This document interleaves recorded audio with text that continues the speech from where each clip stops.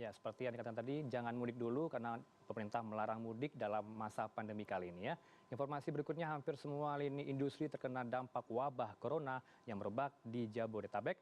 Salah satu industri yang mendapatkan pukulan cukup telak adalah industri jasa boga. Meski demikian, ada juga yang berhasil meraih peluang. Lalu seperti apa upaya para pengusaha jasa boga bertahan di tengah situasi COVID-19 kali ini? Dan berikut liputannya. Dengan terbatasnya pergerakan warga akibat pembatasan sosial berskala besar guna memutus rantai penyebaran virus corona, maka banyak acara yang dapat menimbulkan kerumunan terpaksa harus dibatalkan. Salah satu pihak yang merasakan dampak pembatalan acara adalah perusahaan jasa boga Tiska Catering. Sebelum wabah virus corona melanda, perusahaan yang dipimpin oleh Bimo Haryo Dewanto ini mengandalkan pernikahan dan event-event yang diselenggarakan oleh korporasi-korporasi sebagai sumber pemasukan utama usaha cateringnya. Di tengah perubahan situasi ini, maka Bimo terpaksa melakukan perubahan strategi dengan fokus pada penjualan ke perorangan. Tiska Catering harus menyesuaikan diri dengan banyak melakukan promosi di media sosial. Terus terang awalnya kita cukup kaget ya, karena semua wedding, semua acara ditunda bahkan dibatalkan. Tapi setelah kita melalui 2 minggu, kita berpikir kita harus berubah.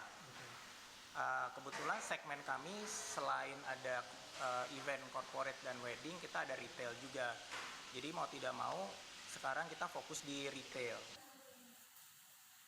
Tiska Catering juga aktif dalam kegiatan sosial dengan menyediakan konsumsi bagi para tenaga medis di rumah sakit di Kota Bogor. Keikutsertaan dalam kegiatan sosial ini ternyata menimbulkan efek positif bagi brand image Tiska Catering. Berbeda dengan Bimo dengan Tiska Cateringnya, Aryo Yanus yang merupakan co-owner Rajo Randang Amai justru meraih untung di tengah pandemi COVID-19. Rio merintis usaha makanan siap saji berupa rendang ini semenjak 1 tahun yang lalu di daerah Tangerang Selatan. Sebelum wabah corona melanda, rata-rata Rajo Randang Amai hanya mampu menjual 5-10 pak per hari. Semua itu berubah ketika pandemi COVID-19 melanda. Kini, Randang Amai dapat menjual 50 hingga 100 pak per harinya. Usaha yang dirintis Rio bersama ketiga orang temannya mampu menjawab kebutuhan masyarakat akan makanan siap saji yang praktis di tengah situasi PSBB. Selain promosi melalui sosial media, jaringan reseller yang dibangun Randang Amai menjadi kunci. Ya, yang pasti kita bangun relasi yang banyak dan kita juga bikin promo di e-commerce, kita ada toko juga, terus di Instagram, dan kita ngebangun relasi kepada reseller yang mau terlibat dalam bisnis kita welcome banget. Jadi peningkatan produk kita juga banyak peran dari reseller kita juga. Rio berharap para pengusaha jasa boga tetap bersemangat di tengah situasi pandemi ini.